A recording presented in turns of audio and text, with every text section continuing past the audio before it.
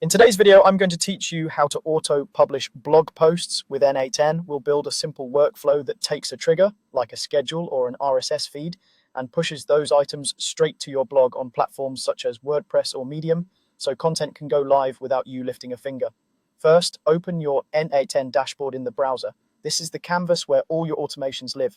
Whether you're using the cloud version or a self-hosted instance, the goal is to land on the workflow editor so you can start building. You'll see a clean interface with space to drop in nodes and connect them visually. Next, click Create Workflow. N8N opens a blank canvas with a sidebar of nodes and a panel for settings. Giving your workflow a clear, descriptive name helps you keep things organized later, especially if you manage multiple automations and want to spot this one quickly. Now add a trigger node. This is what starts the whole process. Choose schedule if you want posts to go out at specific times, say every morning at 9 a.m. The schedule node supports cron and simple intervals, making timing straightforward and flexible.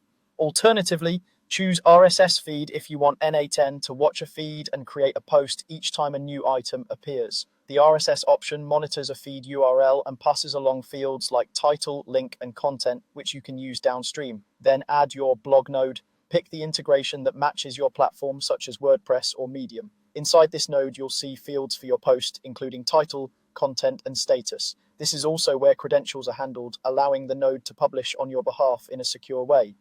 You can reference data from the trigger, like using the RSS item's title and description as the blog post's title and body, to keep everything fully automated and consistent with your source. Finally, connect the trigger to the blog node.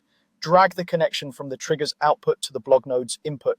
That link tells N8N to take each item the trigger emits and turn it into a blog post using the settings you defined. If your trigger sends multiple items, the blog node processes them one by one, so you can map fields and apply sensible defaults without extra effort, and that's it.